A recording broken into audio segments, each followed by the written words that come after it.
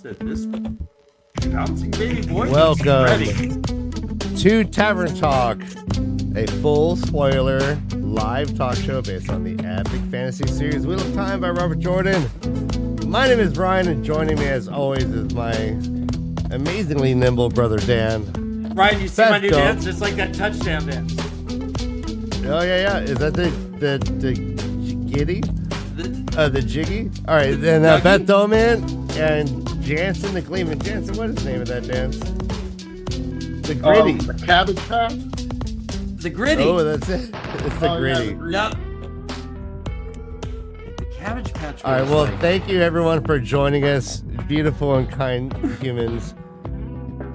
We are here to talk about the last battle. Our first time reader show has reached the last battle in our 5-year quest, and so we thought it'd be fun to get our chance to talk about it. Full spoilers with our Wheel of Time experts. Guys, how are you all doing? I'm tired. Oh, yeah. Tell us why. Because I was on the front page today, had 4,900 people watching me at one point, and averaged 3,400 people over an 8-hour stream. And I'm exhausted. Amazing! Cow, Beth? Yeah, I was really Seriously? tired because I didn't sleep much last night because I was super nervous. And so I took a nap, and I literally sat down 15 seconds before you guys went live. So Wow. yes. Well, first of all, thanks for being on. I appreciate this so much. I love the last battle. I love it. Second of all, that is bigger than a lot of venues around here that I see bands at. Seriously, congratulations. Thank you so much. Yeah, it was really fun. It was really fun. So, All right, so can you get a couple hundred of them to come over and watch this stream? Yeah. I mean, come on. I now. wish. So I probably won't ever see 99.9% of those people again ever in my entire life. But did you get like follows? Yeah. Do they follow you and stuff? So you got I a bunch got of that? 200 new follows today. Wow. From it. See, that's great. So, yeah. It was good. It was good. And did it affect your gameplay? No. Were you When killing you play it? it? I was going to try to play more than one game, but I ended up playing Marvel Rivals for 8 hours. And I ended at the rank I started at. So, you know, That's amazing. par for the course, which I guess is better than a mulligan, right? You know what? They're not Is a mulligan better than, is a mulligan under or over par? A mulligan Mulligan's means not a that part of that scoring system. Yeah, it means that you take a swing again. You say, "Oh, I'm going to do a Oh. That's a mulligan. Never mind. Okay. Beth, Glenn was there. He stopped in for a little while. He stopped in my stream for a little while today when the geeky hippie was there. Mhm. Oh, Oh, nice, awesome. Glenn. Yeah, Beth, kind of cool. They're not there for the destination. They're there for the journey. They're there to see Exactly. you have fun and play. So well done. Well done. This is awesome. Thank you so much. I appreciate that. Yay. I appreciate that. Thank you. Oh my God, was that Clippy that I saw? Do we have Clippy? Flippy? No, somebody's avatar is Clippy from Microsoft. Oh yeah, String Flame. Yes, Clippy. Oh my God, I love it. I'm here for it. I'm here for it. Sorry. Okay, you can. I'll funny. stop talking about myself now. What Hi everybody. year How's is it going? that? What year was Clippy? I think like 95. It was Windows 95, I think. Yeah. Mid 90s to maybe late 90s. Yeah, it was part of Microsoft Office Suite, like way back in the day. Boink. It looks like you're making a memo. What? Help with that? Boink. And you remember clip art? Like when you could like, if you were making like Microsoft Publisher or PowerPoint, they had like clip art that you could use. You could insert in your presentations, like before Giphy or what am I thinking of? What website am I thinking of? Yeah, Jiffy, right? GI. Yeah. Gimpy. Anyway, it's wild. All right, Anyway. well, Jansen, how are you? How are you? Fantastic. I'm fantastic. Been having great days, crazy days as always. Are you Reed Richards fantastic? Well, I'm a little nervous right now. I'm one person's decision to tell me in the next 48 hours whether I'm getting on a plane on the first to Prague. Oh. Yeah. Fabulous. Is this like mafia stuff? A company out of Belgium is very interested in me being their American spokesperson for their product in Europe. I love that for you. Oh my God, that's amazing. Yeah, it's pretty crazy. I was shocked when my agent brought this to me. Yeah, I had a huge audition this morning for it. It was pretty nuts. Good luck. Sweet. Yay. Break a leg, whatever they say in All show right, business. Yeah, in Belgium they say La Vruchenflecker. Jansen, La Vruchenflecker. Yeah, I've never been, so we'll see. It's always a gamble, you toss the dice. Well, at least get into the. I hear the Czech Prague especially, but the Czech Republic I hear is just gorgeous. All those countries up there, Estonia, yeah, they're all really, really. We had this really like Iron Curtain feeling about them. Or USSR, well, at least us old people. But now open these cities up, they were great. Oh gosh. And Berlin, did you hear tons of that history? wall The came best down? beer in the world. Did you hear the Berlin Wall came down? Oh man, that city's cosmopolitan. Anyways, guys, let's talk last battle. Yeah. Last battle. It is chapter 37 of the Book of Memory of Light. This is maybe the most ambitious chapter I've ever read in a fantasy book ever. Wow, that's interesting. This, in my book here, which is this version, has this. That copy is 190 pages long. The chapter has 30 points of view and 69 different breaks within the chapters. Here's my list of all the POVs and their pages where they start. So I guess my first question will be, when you guys first read it, what was your reaction to this chapter?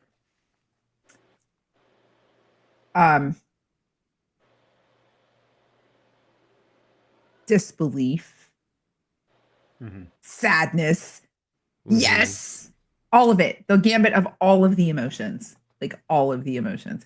I mean, I just want to interject real quick. The audiobook, because I consume all of my media with audiobooks. I haven't read an actual book in ages. The chapter of the last battle, chapter 37, is 9 hours long in the audiobook. A single chapter is 9 hours long. Like it's as long as some short novels. And probably Michael Kramer's best work. Probably close to it, yeah, for sure. If not, yeah. I mean, just so freaking good. Just like. Did you consume it all in one sitting? No.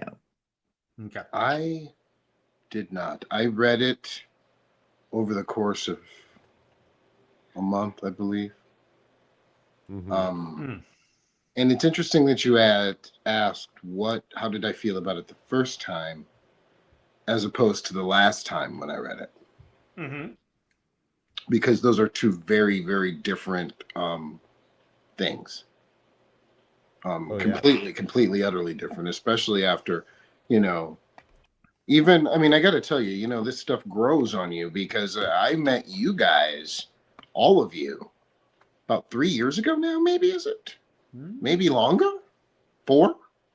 And I'll give it 3. Because of meeting you guys, and talking about it with other people, it's expanded the way I've thought about it by bringing in other people's point of view, because I was never part of a community before.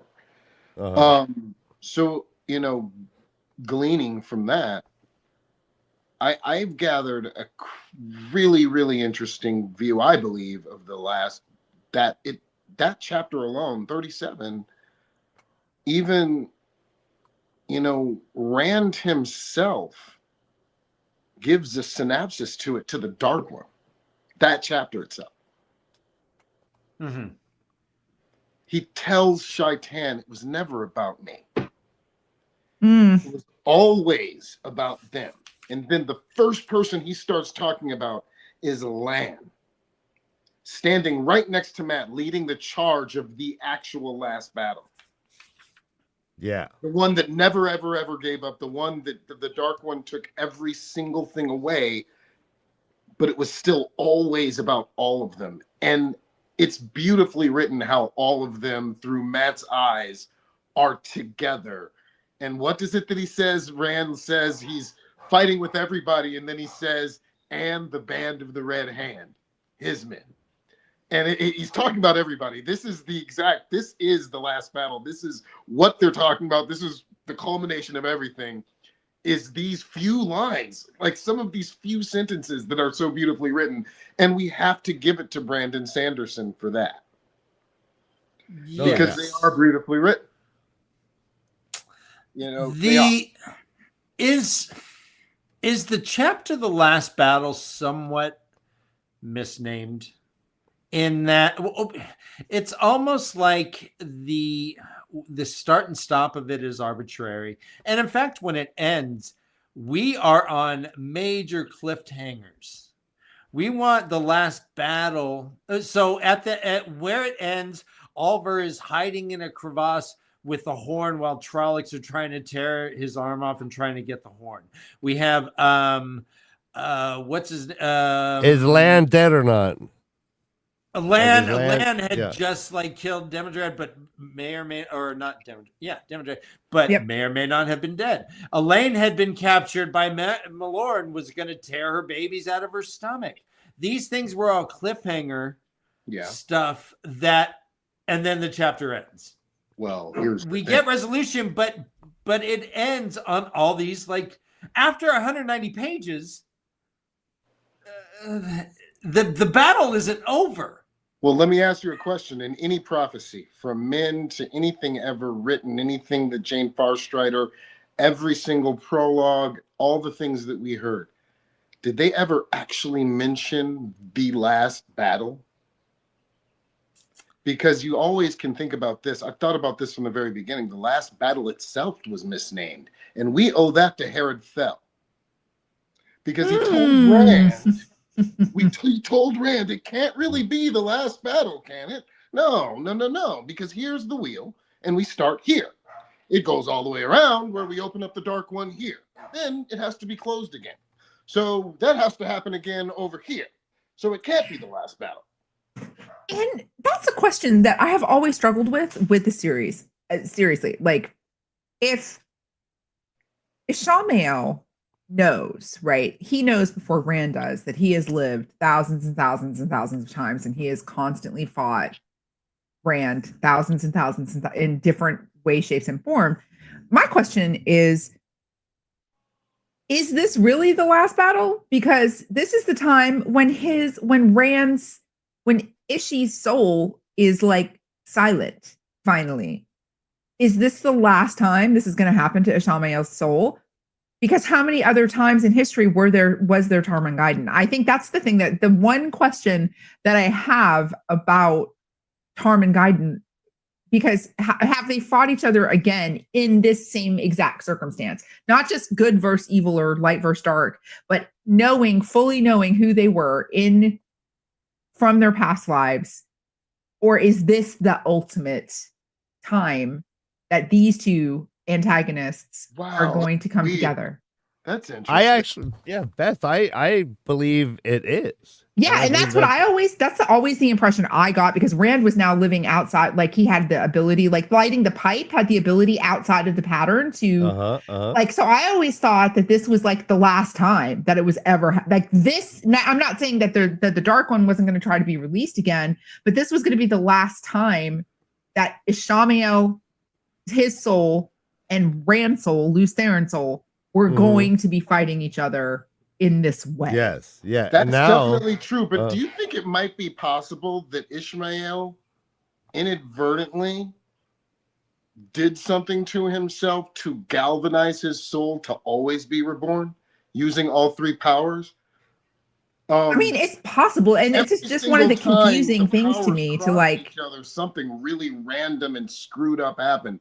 Him and Rand are still connected somehow. Well, yeah, I mean, I would agree. But he finally was able. But it was almost like an arrangement that they ended up having, was that he let him die, right? Like they literally body swapped. In the end, they literally body swapped. Oh my God! Sexy. You know what they did? They literally became the Aes Sedai symbol. Yep. I mean, kind of, sort of. That's exactly what they did.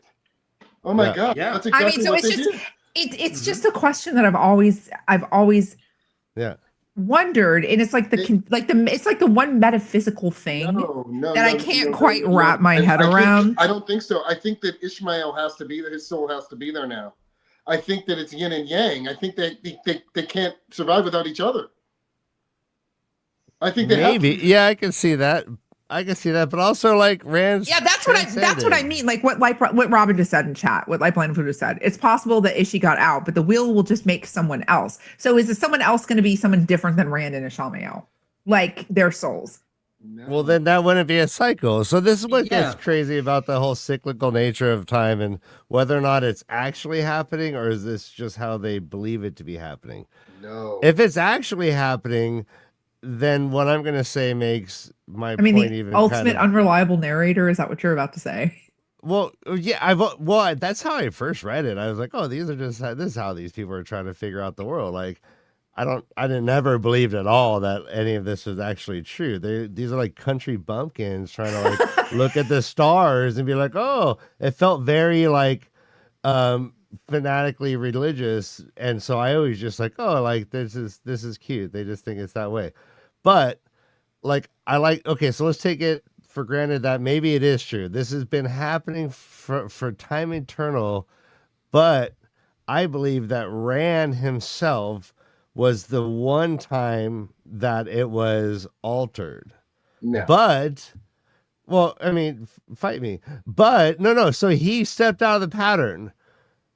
And miraculously, he decided to keep the whole pattern going. He had the choice, I believe, for the first time in all of time, to actually destroy the thing, to actually end it all. And he decided to allow it to continue, even though it's like a predetermined, preset kind of world. And because he saw what the world would be without the Dark One in it, like the vision with Elaine. I know, but that was a vision from the Dark One. It's hard to believe in it. But could Rand have even defeated the dark, like killed the Dark One for at real? that point? Yes, at that point for the first time, yes. That's why I think this book is extraordinary. This is like not just a retelling of something that's already happened. This is the story. And the reason why Rand's so spectacular, and he said it himself, he goes, I was raised different. So it goes all back down to Tam Thor. Sure. The best dad in all of time. Well, says the country bumpkin. I mean, I disagree. I think that Rand never had the choice. I think that I don't even know if they were truly outside the pattern, because the Dark One was grabbing strands and they were like pulling these strands back and forth. They're like guys in prison with the remote control. So no, here I'm putting on my show. Click, and they watch, and then someone says, no, here, watch. Here's the Dark One show. How do you like that? No, get that. Here's the Rand show. Is that Fox News? The Dark but so I mean, I don't even know if any of this was real, in that we say real. I don't think Rand had any choice. I think this was all test stuff. Honestly. What do you think, Jansen?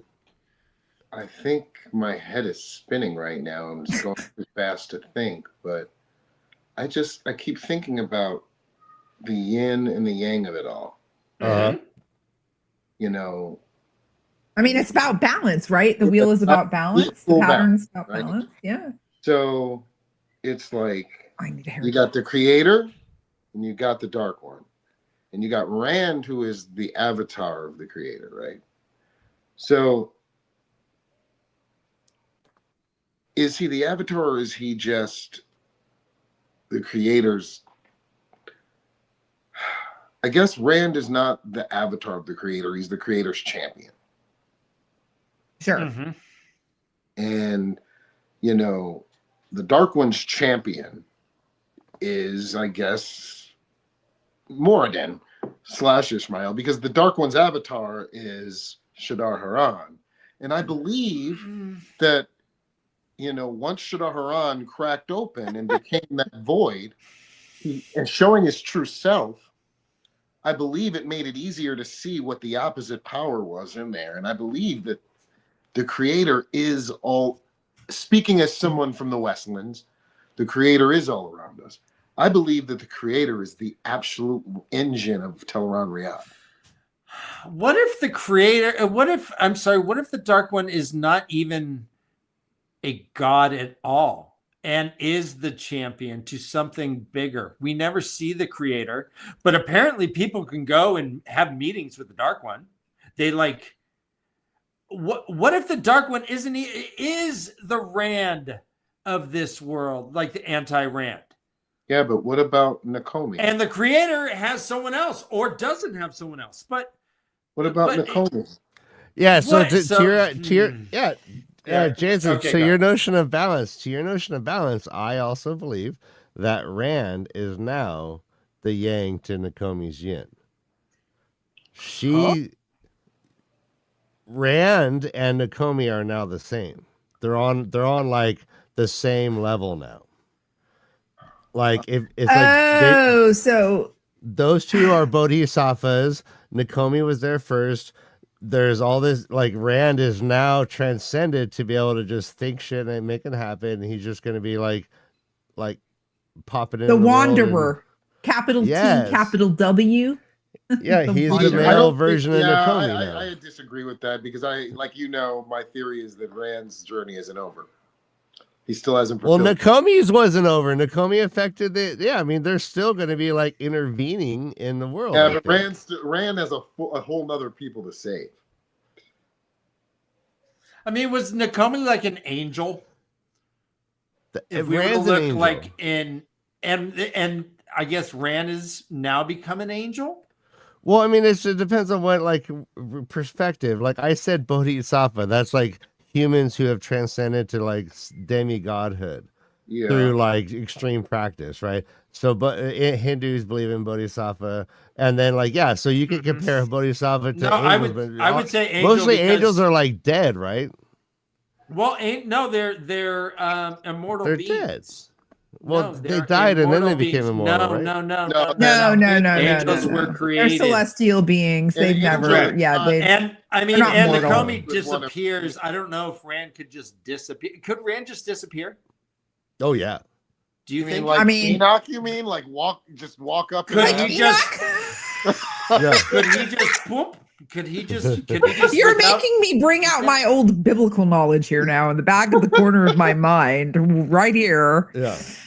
No, I mean, the Enoch references disappeared. are real. He was a Yeah. high Episcopalian. Like, he went to church, I think, weekly or something. Yeah, but this is all Sanderson. I know a lot so about we it. should. Yeah, no, that's true. Or is it like Shadrach, Meshach, and Abednego? I don't know if Nakomi. I don't know if Jordan had anything to do with Nakomi. God, Nakomi Okay. Shadrach, Meshach, and Abednego. If you think about it, huh? Right? Well- Yeah. Okay. We're getting on a tangent now. Well, Well, it's let's- funny. go. Nakomi is like, what's that? Oh. It's healed. Who's like the in Sanderson novels, like in the Cosmere, there's this one character that's popping up around and like having like little mini scenes with people. Hoyd. It's like Hoyd. Yeah. I always thought Nakomi. Once I knew more about Sanderson, once I met Hoyd, I was like, oh, that's like Nakomi, like. Yeah, Just like like a a Tom con- Bombadil type like a character. contrivance that just propels the narrative forward. But Or like Yeah. a puck, even. I don't know. So No, let's like a puck from Midsummer Night's Dream. a puck from Real World, No. So let No. me, Real yeah, World yeah. season 1, yeah. my The favorite. literary puck. Where people literary stop being puck. polite and start being real. Huckleberry Finn. Let me get back to my first question. So Sanderson chose to do this in like this cinematic vignette that starts with land, ends with land, all points of view kind of going chronologically. Meanwhile, boom. The is very chop. I think it was very masterfully done. I think it's very hard to do. I mean, and we have points of view from Uno. We have a point of view from Bal the Willed himself, who apparently was falling in love, kind of. Anyways, we have points of view from Arganda and Talmain. We have Isla collecting not arrows but bodies. We have Huron. We have like so many points of views, which is rad. But I think Robert Jordan would have done this more traditionally and would have broken it. The whole thing may have been its own book. Yeah, go ahead. No question that Robert Jordan would have done it differently. And there's a lot of things that come into that. I mean, I, for one, was extremely happy that there was going to be more books.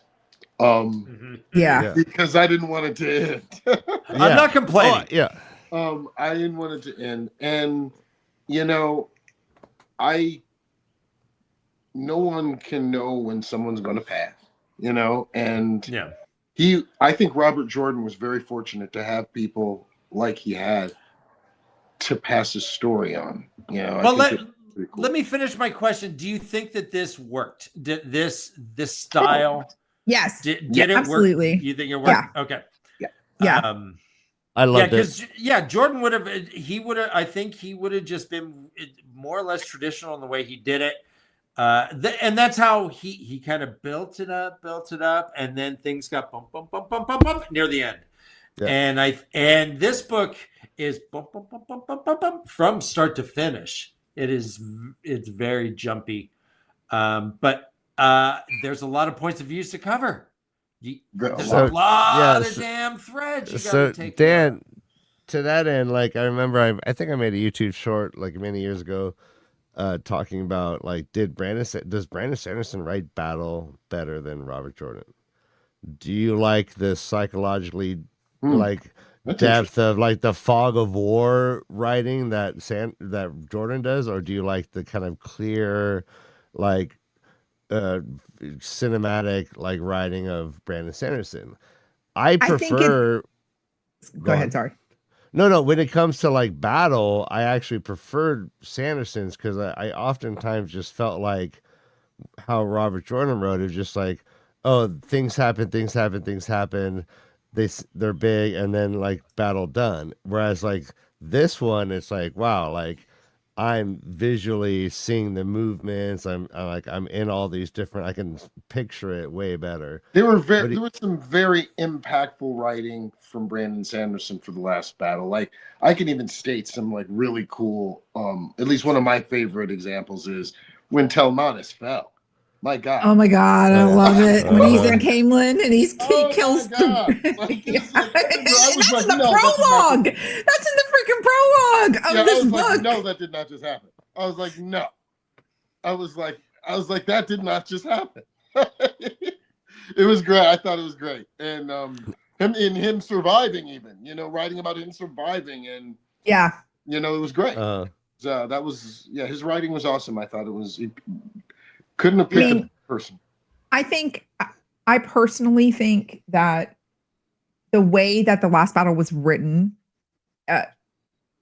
was deliberate by Sanderson, because he was originally supposed to write. Wasn't he originally supposed to write two books? One book? Was it two? And it turned into four, right? It turned into four, right? Or three? Three. Okay, sorry. Math is hard. And he wrote I would say that in regards to like a battle scene, his writing traditionally is more in line with like George R.R. Martin. Absolutely. Kind of, as opposed to Robert Jordan's more like Stephen King, right? Like the devil is in the details. But you can't deny that like the Battle of Dumais Wells was not masterfully written. Right. It was masterfully written, but it was one battle with one group of people in one relatively brief, short amount of time. Whereas this was the lead up to it, all of the different things that were happening in different parts of the world. I mean, the last battle lasted weeks. It was not just like. Actually, it lasted months on Mayim. Right. It depends on where you're at. Yeah. Yeah, exactly. Because of the bore and time shifting. So it's the way it was written was the way that it needed to be written. for it to, I think, to convey maximum, because things that happen, like I remember just like reading about the people from Hinderstap and how absolutely over the top that was. And then I think to myself, what happens to those people now that the door's been sealed? Like, do they all just drop dead? Are they dead? Are they all dead now? In the video game every single night, don't go to Hinderstap. Right. I mean, like, but that's my question. Like now that the last battle's over and the whatever thing kept them in that time loop, they just are they going to just go to bed that night and then they're all going to finally die? Because they've all died dozens of times. Loop. I mean, I don't know. They tied off the curse. Like, on the loop. You know, I mean, I just don't know. And then you get like, and then how insane it was that Egwene died, like knowing that it was going to happen, right? Like the lead up to it. It was so compelling to read it, and you know, because you knew Gawain died, right? So you knew that Egwene, but then the whole thing. Rest in peace. God, the whole thing though, with her taking on Aegeanin as her warder, when she had a premonition about it, when she had a dream about it, like 6 books earlier, you know, and she was and it was just so masterful, like so many plot lines coming into place. But there were 2 plot lines for me that fell so short, and I feel so robbed because I feel like he didn't know what to do with them, like the loose ends. And one of them is Alana Osvani. And the other one is Padden Fane. How anticlimactic both of those were. You know, it was just I hated both of those, the way they both ended. And I have a dog. Oh no, that's fine. I want to talk about them, but to be frank, they are not in the chapter of the last battle at all. You're right. You're absolutely right. I take it back. No, Alana's in the chapter of the last battle. Up. One chapter with Nynaeve sewing her up. Yeah, you're right. But no. This is we can totally talk about this because Padden Fane, by Sanderson's own writing, had become more than human. Correct, Jansen? He had become a force of nature to a certain degree. Half man, half fog, half wind, half so many halves, right? Oh, this is the Padden Fane music. Oh. Here I go. I pictured him with kind of a blobby wind with a face. Like I didn't even picture him as a man when I was reading him. And his ending was cheap and foul and leaves still a bad taste in my mouth. Oh, by the way, Sanderson did a couple things dirty. You left out kind of his worst. Bella!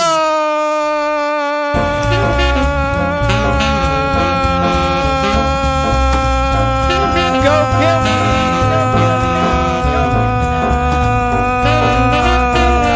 How dare you, Brandon Sanderson?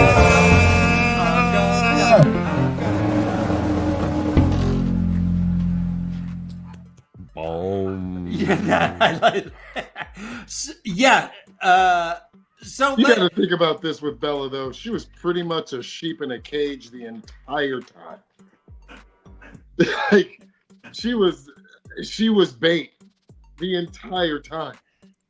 She was lucky so much to even survive as long as she did. She went through countless wars and. Hey, but in the companion, she's living on a farm and has a baby. So did you know this? Yeah, it's probably Mandar's. Jansen, did you know this? Did you know this? That this has been retconned and corrected in the companion to the Wheel of Time, which is edited by Maria Simmons and Alan Romanchek. Bella's hate this entry, more than that says, what is it? Contrary to prior knowledge, we had thought that she had died, but it turns out she survived, was patched up, is now back on the Althor farm. fucking Mandar. Wow. No, she didn't say that last part. But yeah, they it was Oliver's said, POV contrary that to saw her belief, die, she's so it alive. is possible an 11-year-old boy was wrong. Unreliable narrator. There were a lot more times they were wrong. But, something I've been wanting to say the past 10 minutes, guys. You guys raised a serious, interesting question that might be a little bit hard to answer, and some people might not even want to answer this. But all right, talk to me. Considering what you guys said about the writing, especially because this was the last battle and this is what we're talking about, and we just went through a failed attempt of seeing a show that was liked by a lot of us and not liked by a lot of us. But do you think that it would have gone better if they would have taken scenes from Brandon Sanderson's writing to make a show than Robert Jordan's writing to make a show? I mean, well, we're going to find out because his stuff has been optioned for TV. Yeah. We're about to find that out, right? No, actually, what about this? What if the show is literally the last battle? And all the buildup is just kind of like flashbacks, like flashbacks as we're experiencing the last battle. That'd be fucking amazing. Probably very cool. That would be very, very, very cool. And you could definitely do an entire season like that. That would be awesome. Hell yeah. I have a very nervous dog, you guys. I think I have to go. I have a really, really, really bad thunderstorm that's about to pass over my house. Okay. And she is really, really, really nervous right now. And just like yeah. No. I'm so sorry. This is one of my favorite chapters in the entire series, and I wish I could stay, but I probably don't need to take a chance of power outage and shit too. So yeah. All right. Anyway. Well, if she wants any mic time, we're fine with that. I mean, she's just like you can see her paw. I mean, she's this is what she's doing to you right now. Yes, exactly. She's just real nervous. So okay, yeah. Well, thanks for joining us. Okay, I'm so sorry. I'll be back next week. Whatever you're talking about next week. Yeah, let's go. Okay, I love you guys. I'm so sorry. Damn Mother Nature. Curse you, Mother Nature. Curse you. All right, you guys. I'm gonna watch. I'll be in the audience. I'll be watching. Okay. Until things get real bad. All right. Thank you guys. Bye. Love y'all.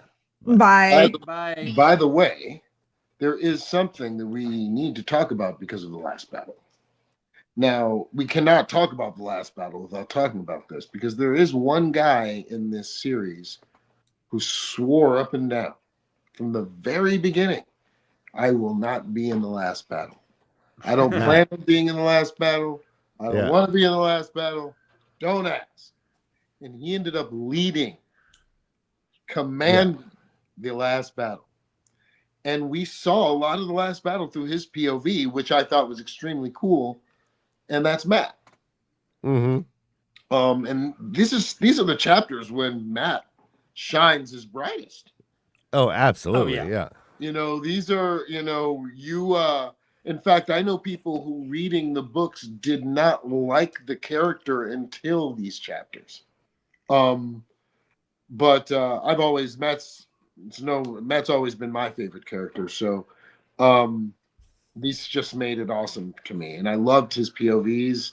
And it wasn't even ironic; it was so absolutely right for him to be commanding the last battle that it wasn't a surprise. It was. It seemed like it was supposed to be that way.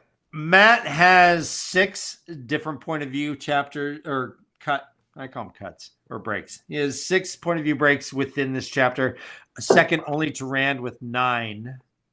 Egwin comes in third with 5, and there's a tie for 4. Galad and Tam Althor. They each have 4 POV breaks within that chapter. Yeah, and I mean, I would say that Galad is the most underrated character in the entire books. He's the one guy that no one really thought about until the very end, but he's a very good character. And that's not just me being funny. That is funny though. It is funny. Yeah. Well, Nancy, I have a question. Do you think that so let's switch humans that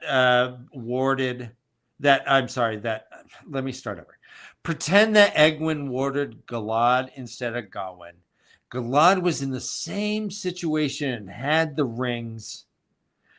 Would he have gone to he did go to battle to Wild by himself.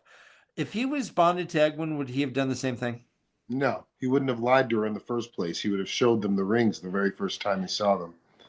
He didn't lie. It was by omission, we might Yeah, say. but He no, didn't share it because she'd say, "Oh, those are mine." It's the White Tower. Thank you. And just like Gareth Bryn said, Galad is calculating, not badly. He thinks about what he does before he does it, and he would have thought about Egwene's health before he did anything like that. He would have done his duty first because he's Galad. I mean, here's the thing. I wish they would have, I mean, if they were going to put these guys into the show, things like that, Egwene in the books wanted to screw the shit out of Galad. Oh, yeah. She lusted after really bad. She said, God, she was afraid people saw it in her. Elaine? No, Egwene, I mean. Egwene, yeah. I was like, stepbrother. I can't. No, Egwene. I'm stuck in the garden, stepbrother. Yeah, Egwene wanted him in the worst way. Like just thinking about him, she wanted him. So that would have they could have made that. There's so much they could have made bad, but whatever. Yeah. Let me ask you about Perrin. So Perrin's role in the last battle in this chapter is tapped out. He was found as he forced himself out of the dream battle against Slayer. He is bleeding. By Tam Thor. Master Luhan found him. Said, I got you, I got you, boy, and he carried him. Yeah, but Perrin was still on the field though, even though he wasn't. He wasn't. He wasn't on the field, but his wolves and Gaul were at his command. So that's the thing. So he went. So they're like, "Hey, Perrin, you can't fight," and he said, "Yeah, you're right. I should probably sleep." He was going to sleep. He sees 3 paths. There used to only be 2 paths, which is the first time we saw actually there being paths. I think. I don't remember there being. He had seen flickers before. No, he had seen flickers. But this was to go to regular Wolf Dream. This is to go to Lucid Wolf Dream, and this is to go full body Wolf Dream, I guess. Yeah. And he decides, no, I'm just going to sleep. I need to sleep and rest. And so that's his contribution. Were you surprised reading it that Perrin was not in this entire 190 pages besides just being told, hey, boy, just rest? No, because Perrin, his entire crafting was for him and what he did in the last battle. His role in the last battle was to protect Rand. And in the prophecies, it says who he is. He's the Wolf King. When he comes, the wolves knew he was supposed to be their commander. They were ready, and they knew more than he did. So when he left, before he left, he asked the wolves and Gaul, protect Rand from Slayer. And when they did it until he got back. Yeah. All right. So yeah. Have we ever talked about that? Like, the Wolf King's got to be a human. Like, that's kind of bullshit. Imagine, like, all of a sudden, like, we're living our lives, and all of a sudden, like, what? Like, we have some sort of, like, the true wolves use a prime minister parliamentary system, Ryan. They don't have kings. No, but you guys are forgetting something, though. We don't know what the social pecking order of wolves and men were because it was so long ago when they ran together. This is something that's come back that even the wolves couldn't remember, like, fully. They had only heard whispers of it. And they were like, whoa. So this is a new thing for them, too. Right now, we know there are at least 3 people walking the earth that can talk to them. That's not a lot of people. So, this is new. I would have liked to have seen Gaul be able to do it, but whatever. He did fight with them. He called them brothers himself, so that was good enough for me. Yeah. All right. So how many times did you cry when you read the last battle? I was crying the whole time, I think. I teared up. The only time I teared up was when Telmanis fell. Yeah. Oh, not Bella. Like I didn't No, tell when him. Bella died, I was like, oh Bella my fucked me up. fucking God. Like, I'll I tell think you- my book fell from my lap. And I was here's like, well, what? this is this is another tipping my head off to Brandon Sanderson. I was truly scared for Oliver during these readings. I was terrified for the kid. Yeah. You know, Oh, yeah.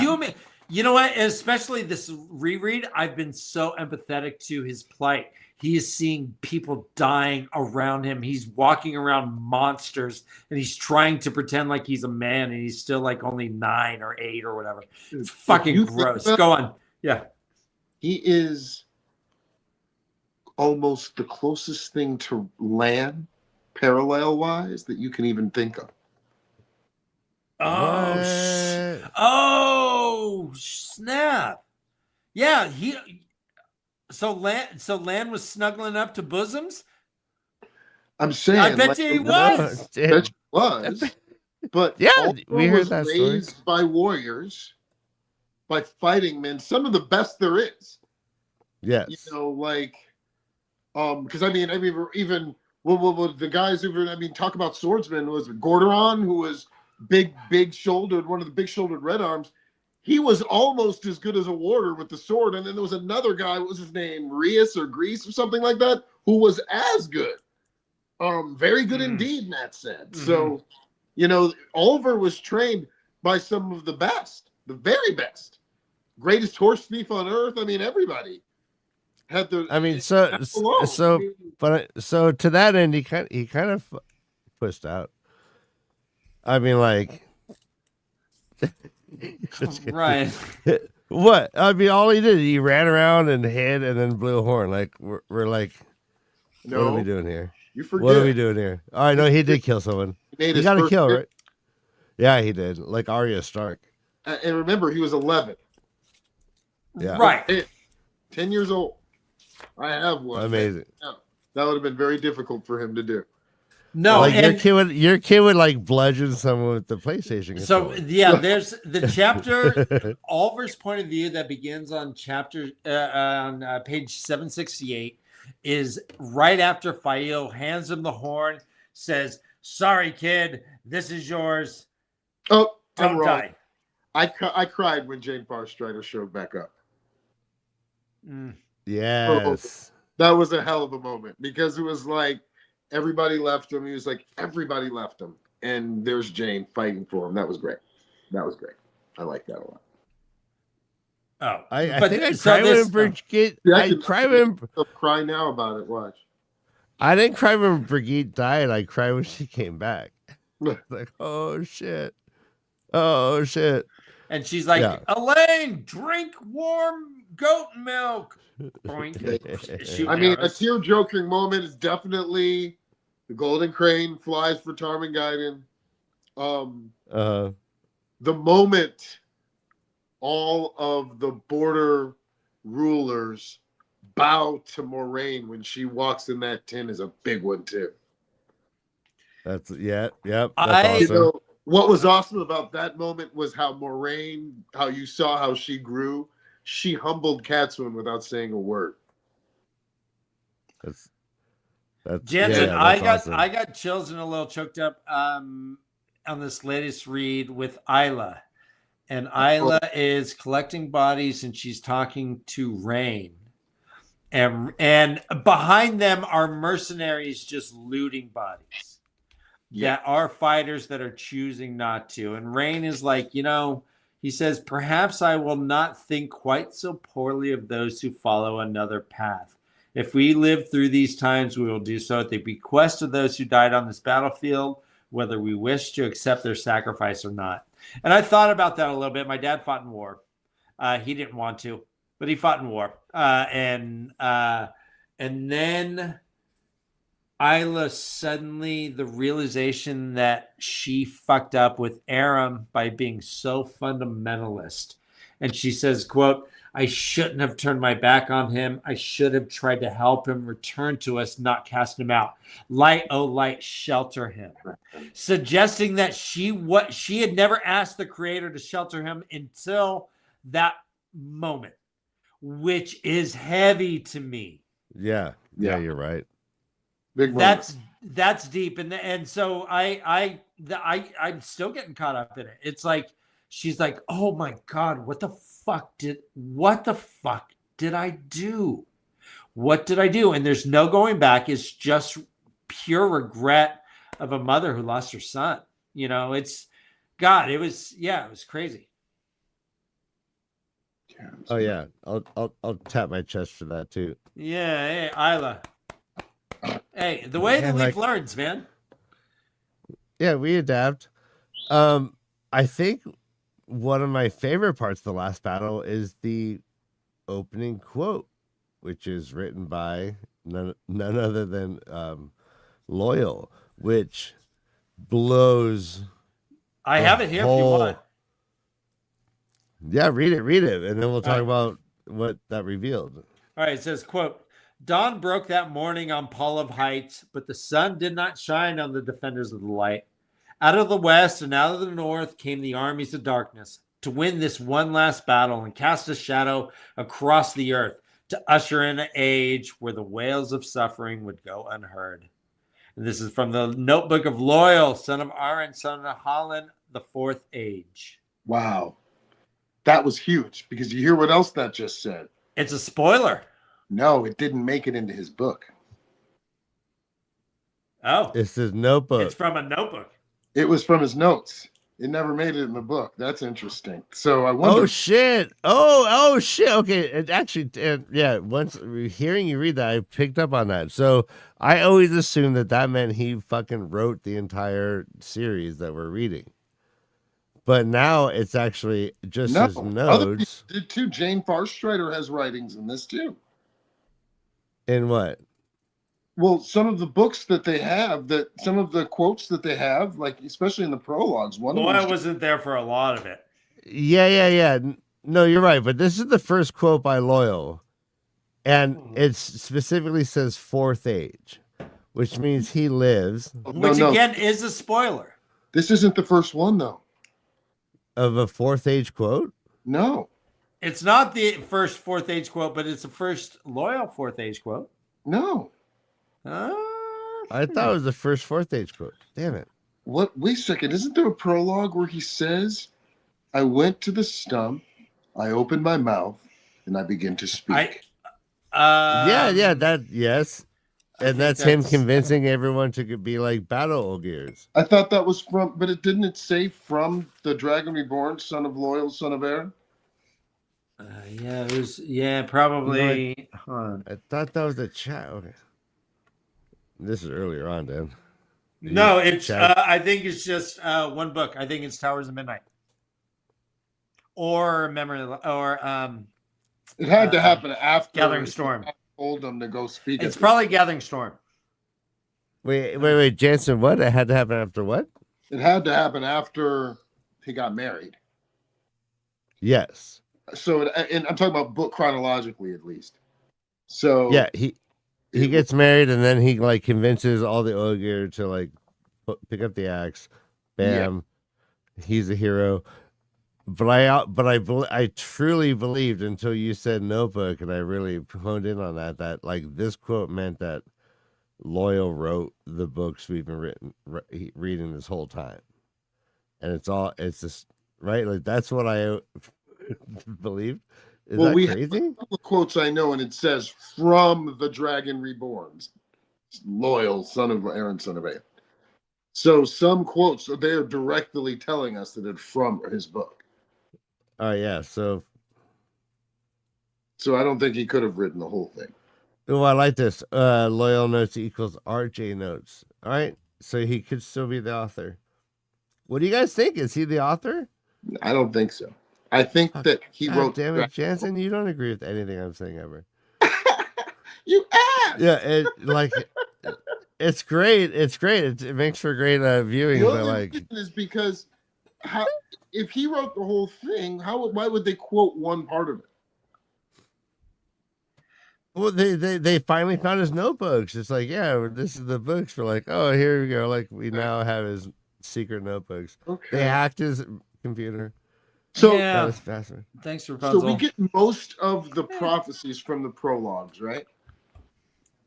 From different ones too. We get them from the Ascenic prophecy, from the Shan Shan. We get some of the ones from, obviously the Corinthian cycle. We even get some from the Dark Ones prophecies, at least especially in the end. So I don't think Loyal wrote most of those. And like everything up until Sorry, Jansen. Look at this quote. Oh my god. It says Loyal definitely wrote some of it. I mean, the slog. Come on, dude. Be brief. I mean, because if that's the case, I would think that Tom Maryland might have written some of it too. Here's a thank you, LBF. Let the Dragon Ride Again on the Winds of Time is from the Cycle of the Dragon, Arthur Unknown, the Fourth Age from the prologue. There, oh shit, I lost. Now, Loyal Sorry. could not have lived in the Fourth Age, correct? Oh yeah, Loyal must have lived in the Fourth. yeah, Age. he had to live in the Fourth Age. You're right. We But saw the Fourth Age. How else would he have the publishing rights? And he sold them to Iowa, and now they're all messed up. Yeah, Maybe Loyal we'll get a lived- video game. Loyal lived a good 100 years into the Fourth Age or more. Yeah, you would think. What did you think about the Egwene's going out in a blaze of glory? Was this very satisfying? Was this less than satisfying? What did you think about this? I don't think Egwene could have lived in the Fourth Age. Could have? I don't think she could have. What? Why? Okay, this is weird. Because the Dragon's Peace she would have never followed it with the Shan Shan. Oh shit! Yeah, Dragon's Peace, man. She would have That's a never great followed point. it. She would have started doing covert things against them. They would have found that she broken the treaty, and then it would have been all out war. Egwene could not have lived in the Fourth Age. You bring up a good point about the Sharans. Let's talk Shara a little bit. Yeah. Shara. All right. So Shara is an isolated part of the continent that they all live on, but it's on the other side of these big mountains, and there's a big desert waste. There's the Blight up north. It's hard to get to, more or less. But there was trade up until the Aiel War. Before Layman cut down the tree, because the Kyrians had facilitated the Aiels, they were allowed to travel the Aiel Waste and trade with Shara, we know. This was only up until about 20 years ago. Yeah. How is it that this very large country with a whole lot of soldiers, apparently, and a shit ton of people who can channel, apparently, and is in cahoots with the dark side, apparently, how was all this missed? They were isolationists. They had strict rules about who they let in their borders, who they traded with, who they were allowed. They had strict rules of breeding, who was allowed to marry who was allowed to educate who was allowed to know things, who was allowed to rule.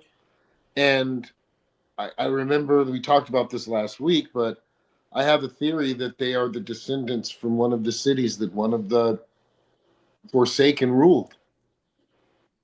And I believe that Forsaken was actually Demon Dread.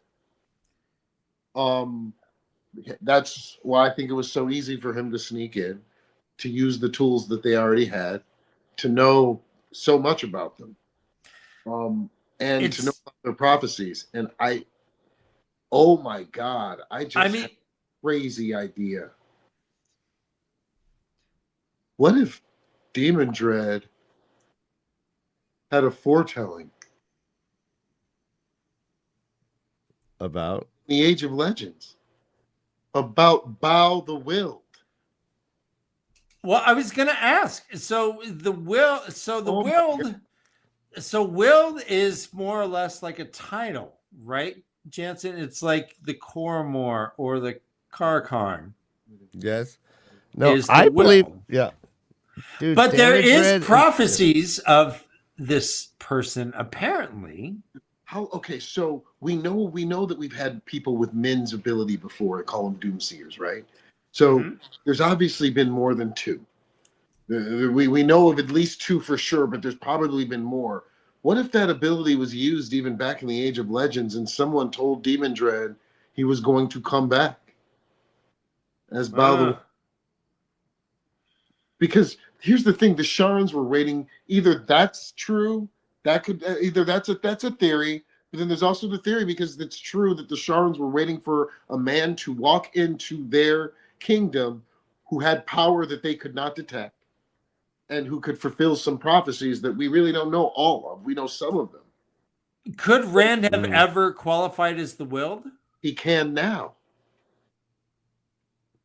Now, see, here's what I believe. I believe Damage Red invented the prophecies. No, and then no, played the part. What do you mean? No. Bow the Will. No. Right. Like explain. Yeah, like why is that? He fucked up the Shanshan prophecies, but he couldn't go and fuck up the Sharn prophecies. Couldn't he just like be like, oh, it's gonna be Ziggy Stardust, and he comes in fucking wearing a bodysuit, like Rand walking into Shara, lighting his pipe without using the power. Looking the way he does now.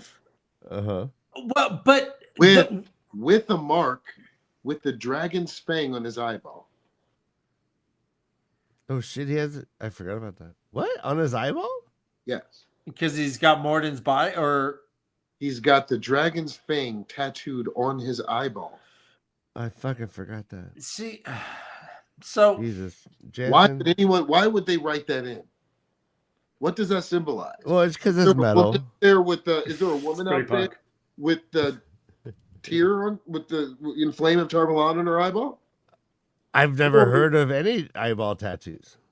I've heard of Saw, but I've heard it, Ryan. Yeah, you can. I've seen people get. No, I'm saying in the books. Okay. Yeah, trust me. Yeah. So, but that's a tattoo society, Ryan. We see tattoos all over the place in Shara. They tattoo like motherfucker. They're all. He walks in with one tattoo. We know. What do we know about Shara with tattoos? The fewer you have, the more powerful you are. We know that. But he walks. Well, yeah, he used to have two, but now he only has one. Yes. No, he has neither. What? He lost both dragon tattoos?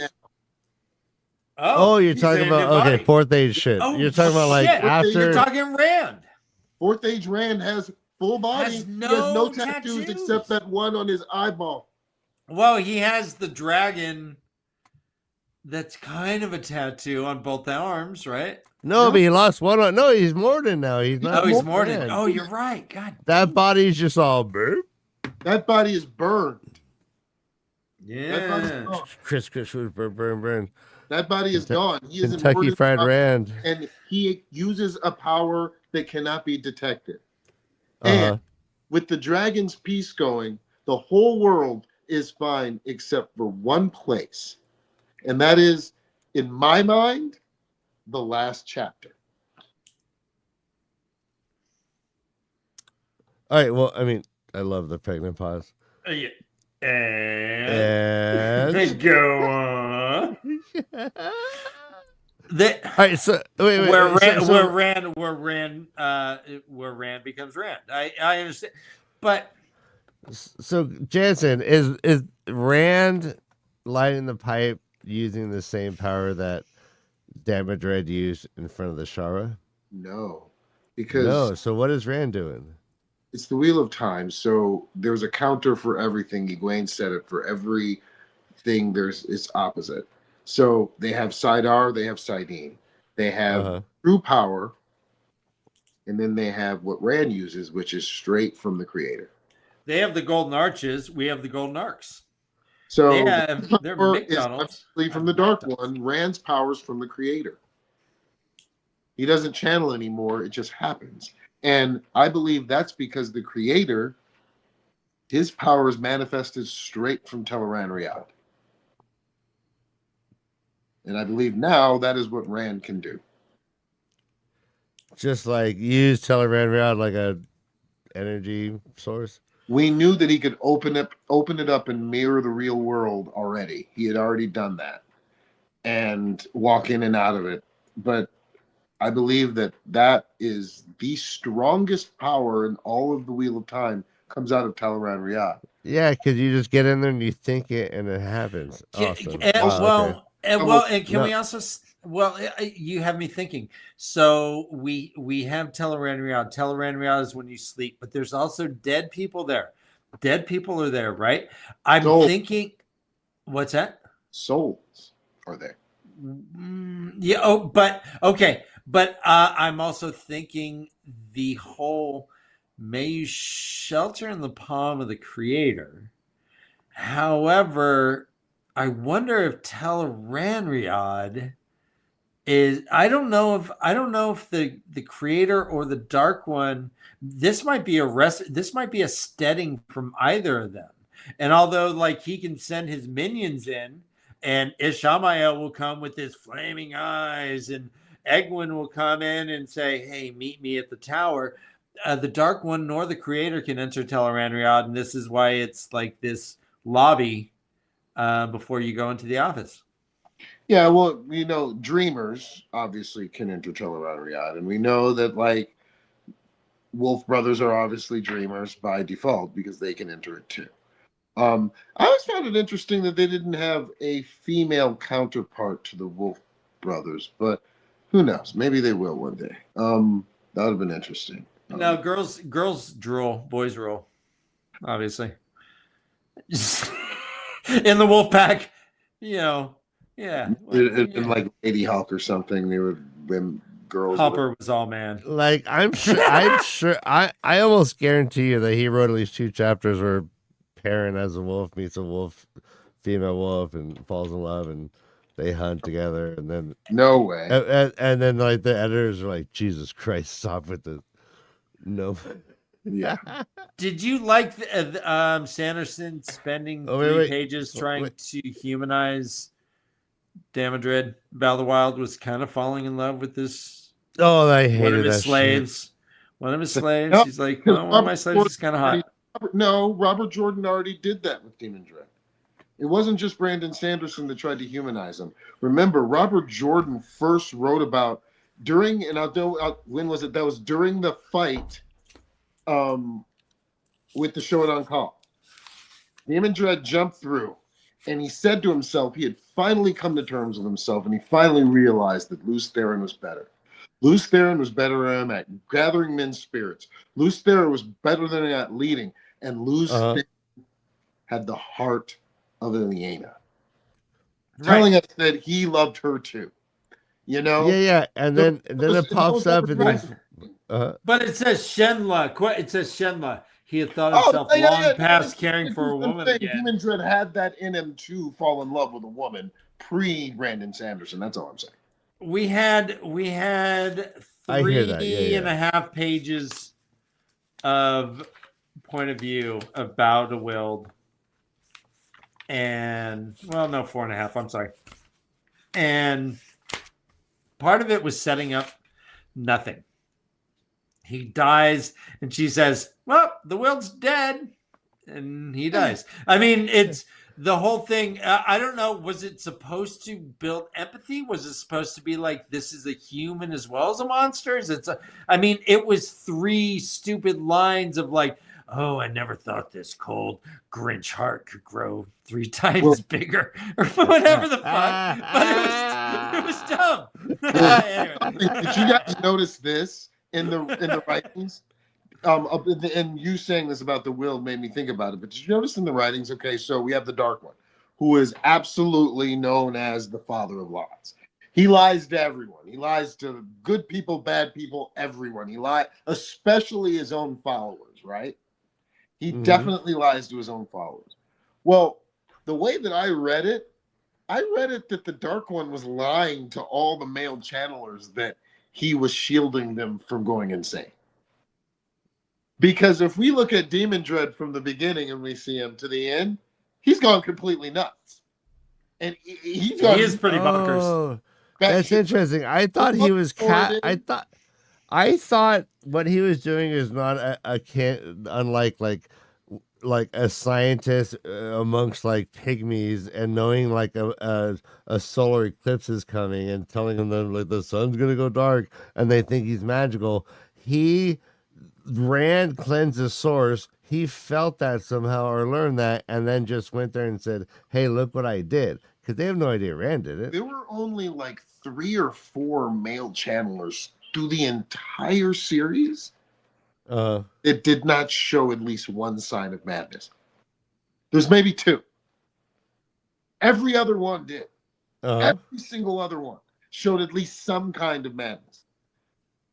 But there's like only 1 or 2 that showed absolutely none. Because even Androl showed crazy. You know, Over could be a channeler, and we just don't know yet.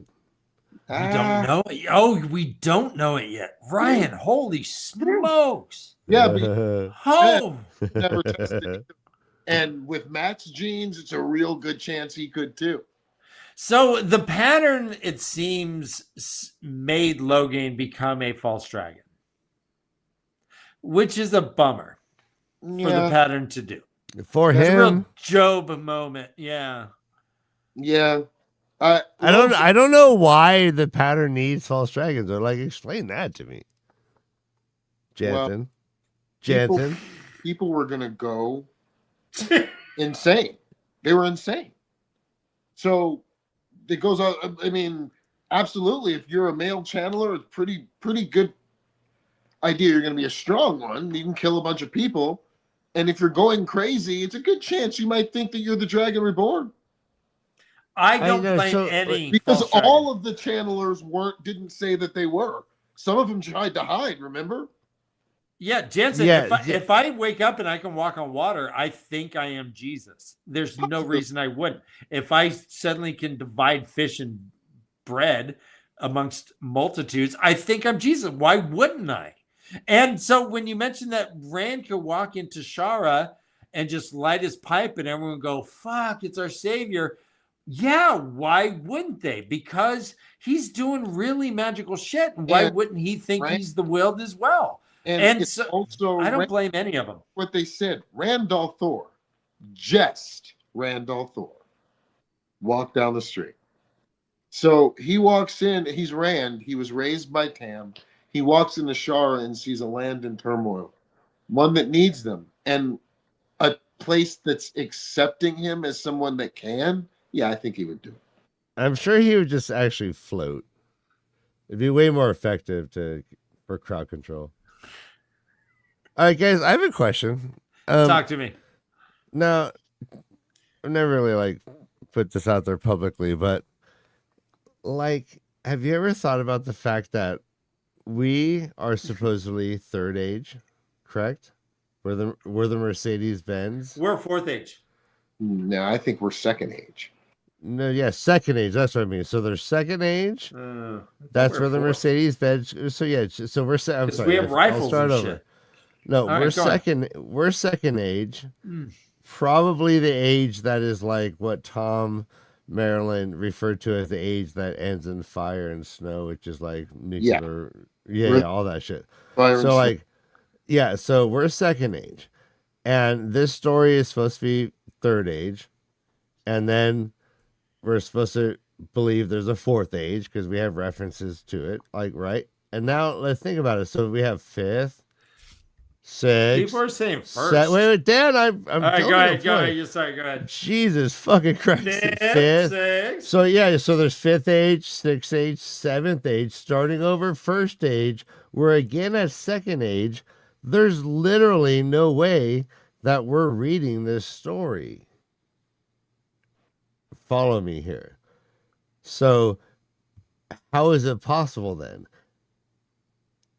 Or is the story a fantasy story written by a fantasy author in the fourth age?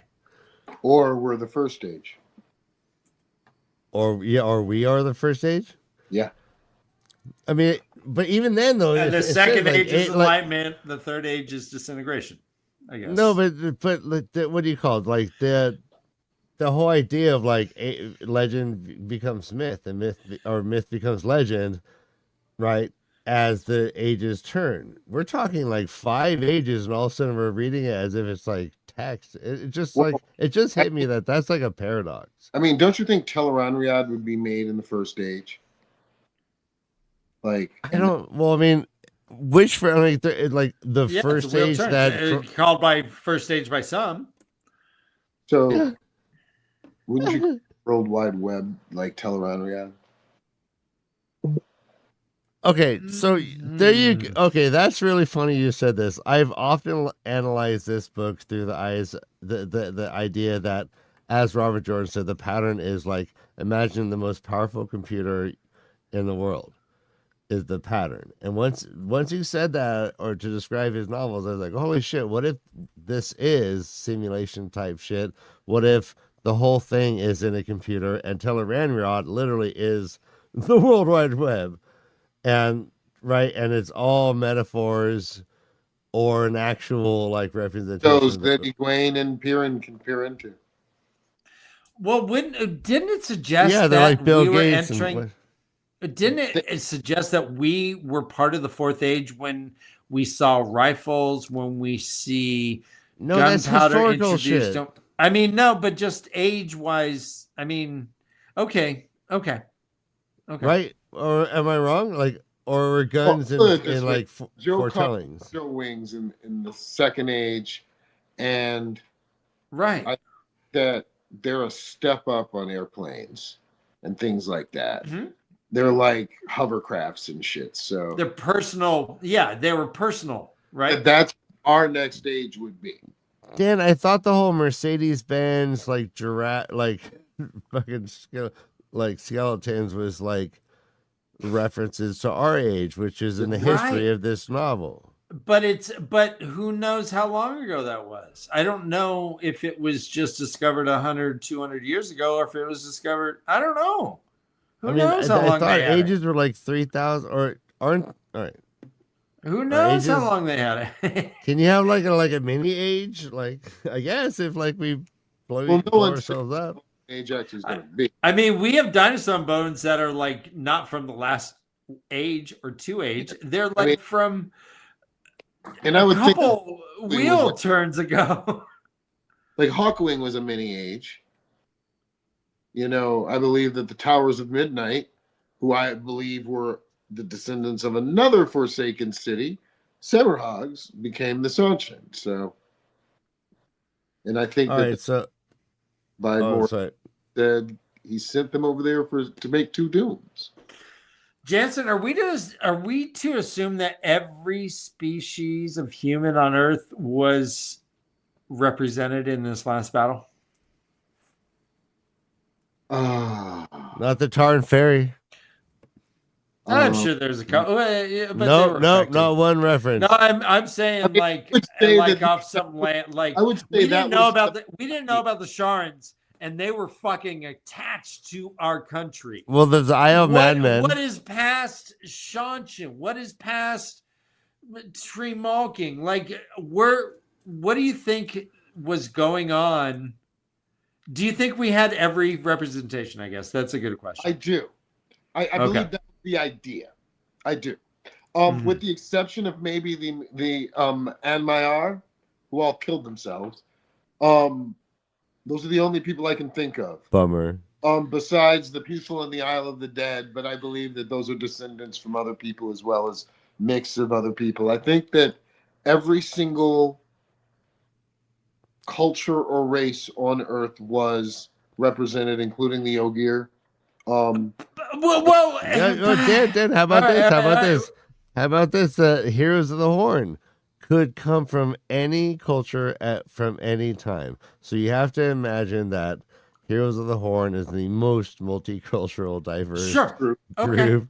Right. So when they get called in, you're getting not only like everyone from now, but like lost peoples, heroes. What I'm saying is that we didn't even know Shara was there.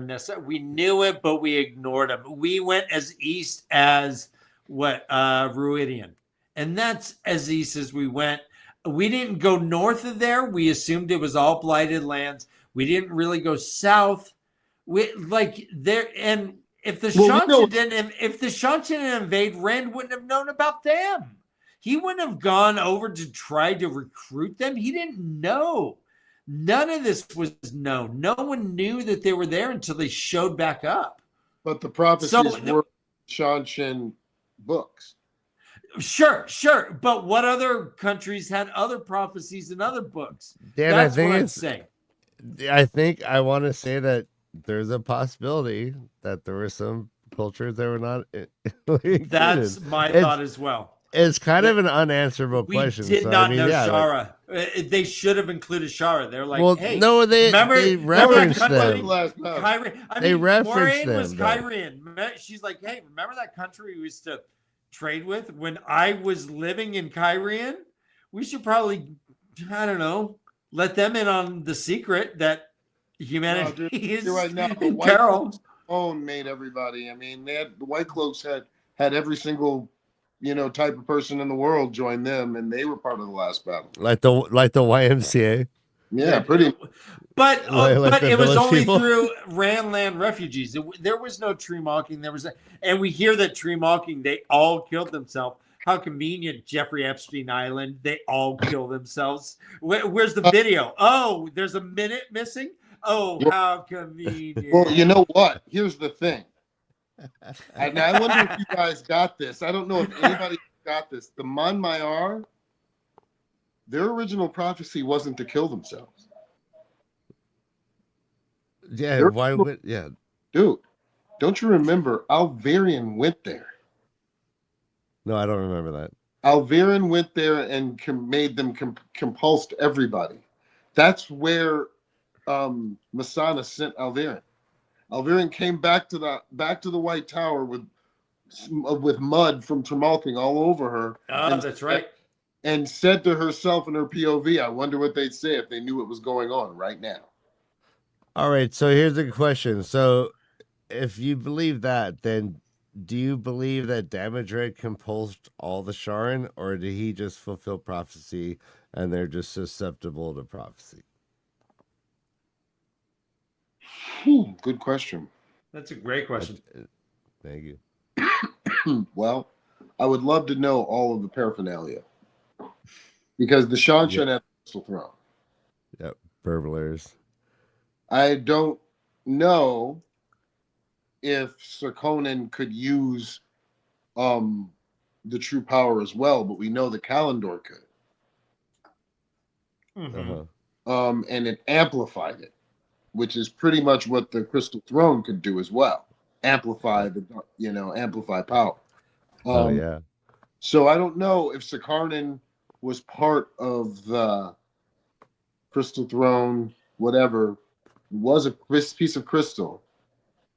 But was Sarkarnan in Shara, or did he bring it? We only heard about it in what were those writings, not the books, but the side writings.